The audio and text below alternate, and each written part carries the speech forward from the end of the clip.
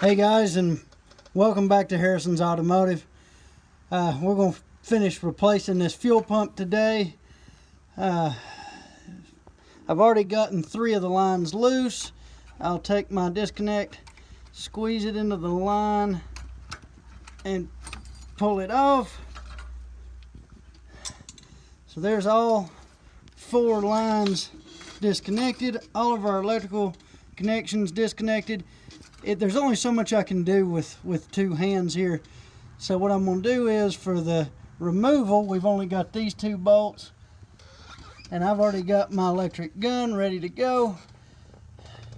So what I'm going to do is I'm going to hand you off to my wife and help for today while we remove the pump, and then I'm going to re-bolt the pump, and then I'll get you back down here and try with just my hands to hook the lines and the connections up and show you each piece as we go through.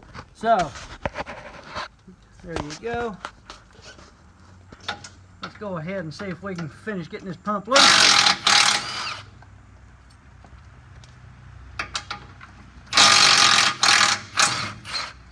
Let's see if I get wet. Not yet. I found the other connector.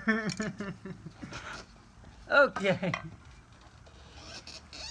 So now, my new pump from Ford. I like Ford stuff on Ford stuff, man. I just find it's more reliable. It even comes with a bracket.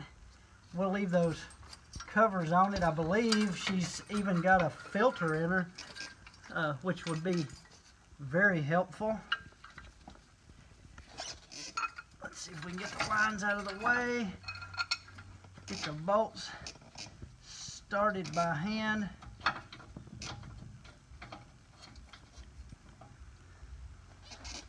There's the other one.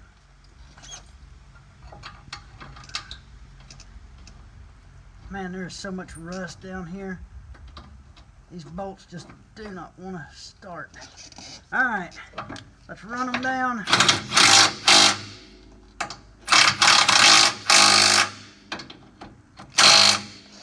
Alright, I'm going to take the cap off,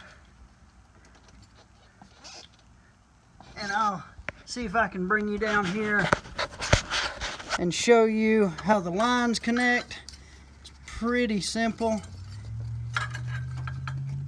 Keep the little barb connector, that little barb connector out of your way. Get just the hose on it, and it ought to click. Hopefully you heard the click instead of just my creeper squeaking. Click. And then you take that little hook. I probably should have showed you that in the disconnect, but again, only so much I could do before my wife got here to help me. Alright, there's the lines in on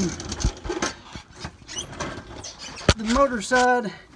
We'll take the little caps off on the supply side.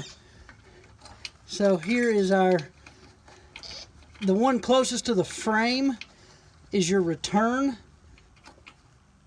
The one in the middle, going through the middle of the pump, is your supply of fuel. They're small, one's smaller than the other one. You hear that nice little click. So it's not like you're going to get them mixed up.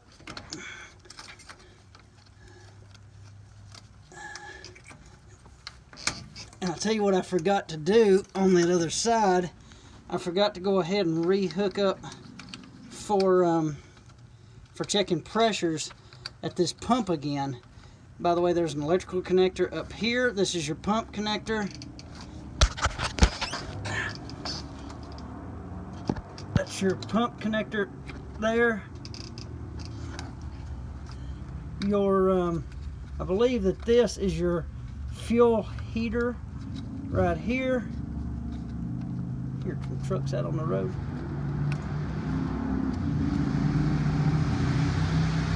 Or maybe that's a motorcycle. Let's see, am I trying to hook the wrong one up? Trying to look through a camera and hook these up is a little bit... Oh, nope, that's the right one there. That's your water and fuel.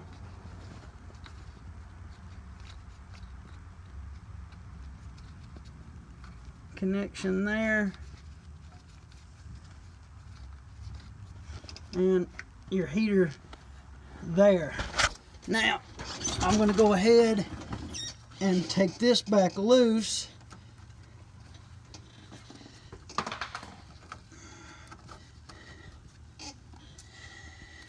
In order to tie back in my fuel gauge.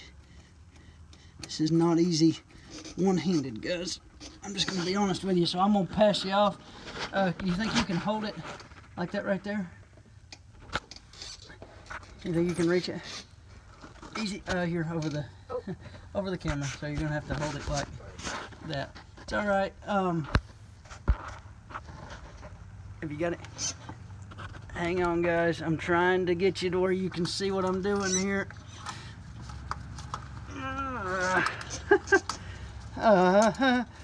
Use the wrong color. I thought I did anyway. So what you do for these disconnects is you slip this around your line up here, push this forward, this into the pipe, and then you're supposed to be able to just pull the pipe loose, but it is not wanting to come from me right now, which usually means you got the wrong size. So I'm gonna try a different one here and see. Yep, that was the different. It was just the wrong size. Now I'll take some quick connects here and try to tee in. Go ahead and back it away where they can actually see what's going on. You can turn it, let it face me if you'd like. How do I need to do this? I think this would work. I believe. Let's see. Ah, crap.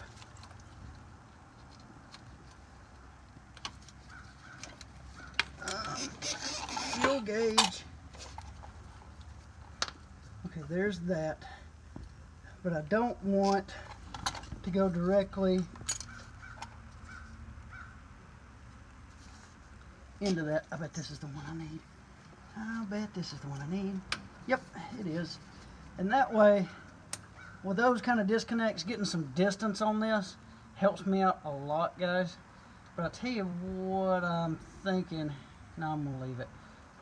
Normally, I want to put the close-off valve on this side so that I can see exactly how much pressure the pump itself is making. But for what we're doing, it's not uber important that I have it that direction.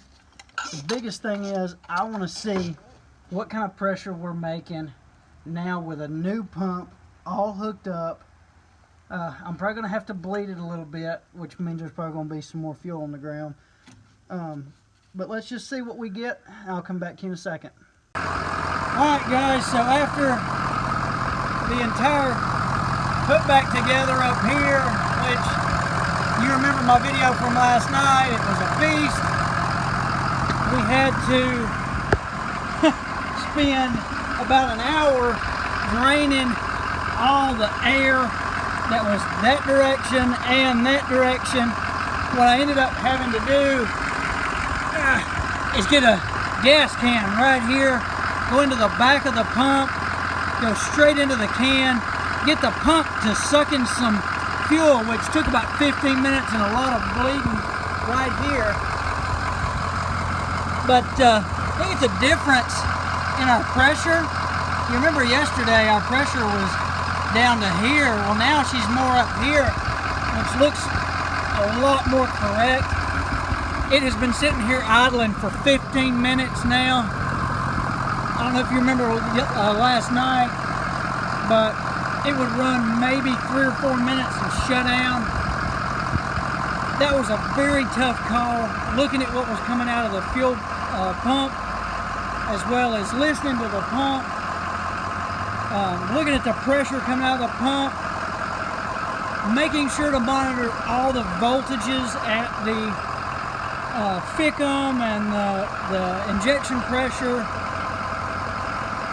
But it looks like I made the right call on a fuel pump. I appreciate you guys sticking with me and watching. Got any questions, post them down below, and I'll try to keep making more videos, doing more diagnosis on diesels as well as gasoline. I got another one over here that I've got to do window motor diagnosis on. So I'll see y'all in the next one.